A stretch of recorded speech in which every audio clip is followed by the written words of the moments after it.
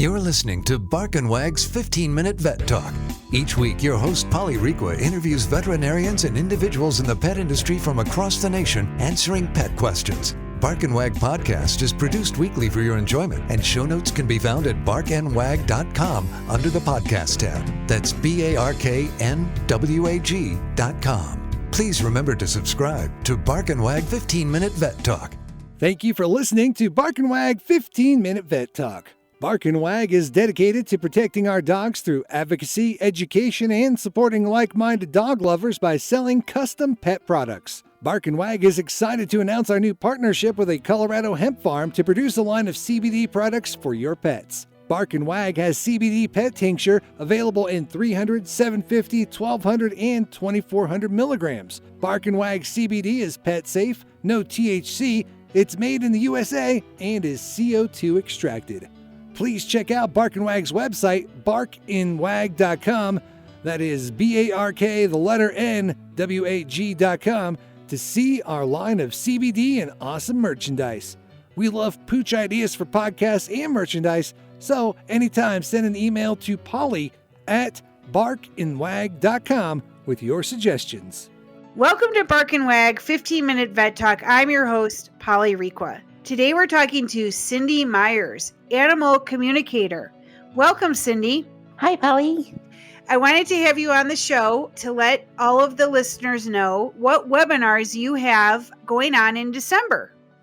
Oh, I'm happy to talk to you about that. The Animal and Emotions webinar, which I think most of your listeners are interested in, is going to be December 15th at 6 p.m. Pacific time.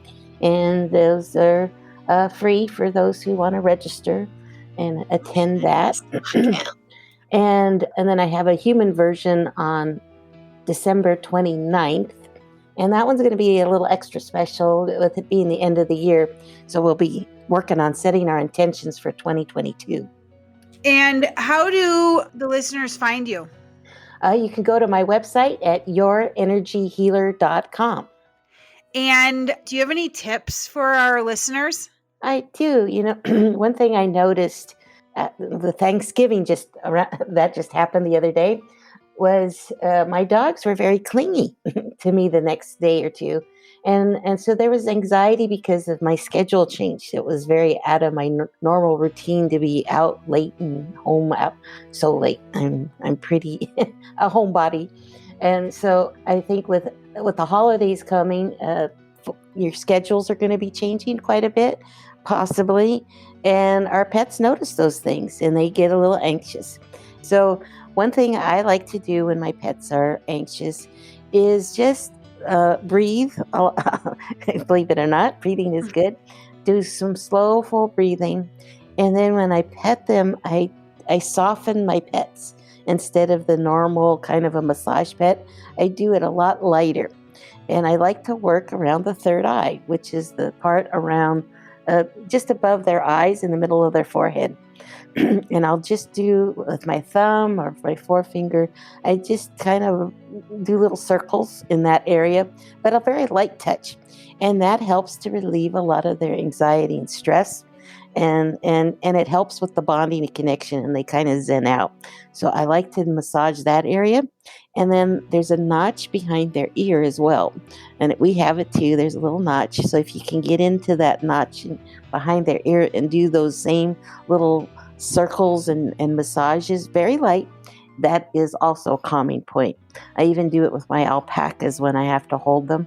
When my vet comes out or somebody's helping me trim nails or something like that. That is a very calming point in animals, is that notch behind the ear. I have a neighbor that has a mini donkey, and he's actually a little skittish of me at first to let me pet him. But once he learned about that little rub behind his ear, it's so cute because whatever ear I'm working on, that eyebrow for that ear goes up and down because he loves it so much. Oh, that's anyway, so cute. It's very cute.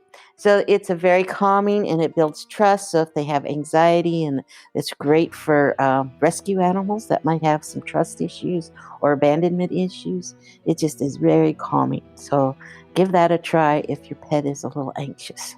What do you think pets feel or think about after family comes in and then leaves. So, for example, over Thanksgiving, my mom flew in and bonded with her golden retriever, and then Ellie was home from college, and she was, the dogs were sleeping in her bed, and then all of a sudden at 4 a.m, I had to take her to the airport, and she leaves. You think they're like, do they recognize grieve. that? Oh, absolutely. Yeah. My sister was visiting not too long ago, and they just adore their auntie. And, she plays with them and throws the ball and pets them, and, just having that extra attention. And when she left for about a day or two, they kept looking in the bedroom for her, and they were sad. They moped around. And so they definitely felt the loss. And same thing, you just kind of have to give them a little extra attention a bit, and realize that they too have emotions around such things, which is what we talk about in the Animal Emotions webinar. We talk about how they do have feelings. It's just that they don't have as broad a vocabulary as we do in emotions. And of course, they don't have the verbal language, but that doesn't mean they don't have the experience of emotions. And so they too will feel sad if they've bonded with either a four-legged or a two-legged friend or family that comes to visit, and they have a lot more confusion because they don't understand why all of a sudden they're gone. So yeah, just kind of they get over it, but at the same time they have just like we may sometimes we may have the opposite where we're relieved when a family member leaves, but they can then feel the tension if the family dynamics aren't as healthy and and happy between everybody. Then they can actually feel the anxiety between the people, right?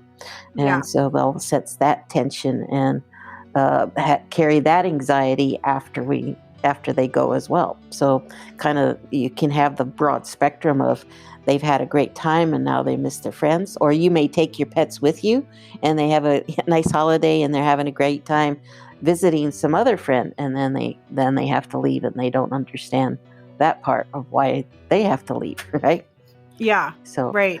There's a lot of confusion around it too. So that would be where I would communicate if it was really upsetting. But most of the time, I say the great many a times they kind of get over it in a day or two. We're the consistency of it, but at the same time, they do feel the sadness.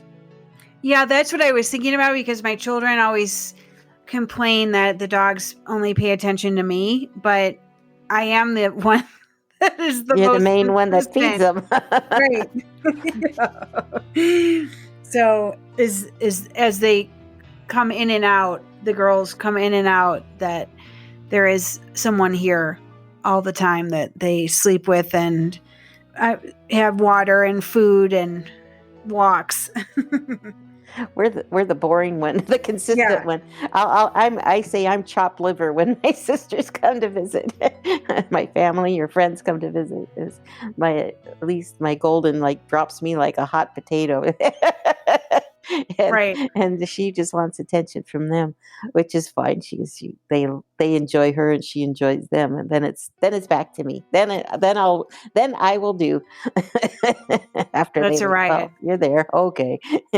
I had I have an Australian Shepherd, and he had a good buddy that lived down the street. And it was before I lived on my farm, and it was so cute because they were just best friends.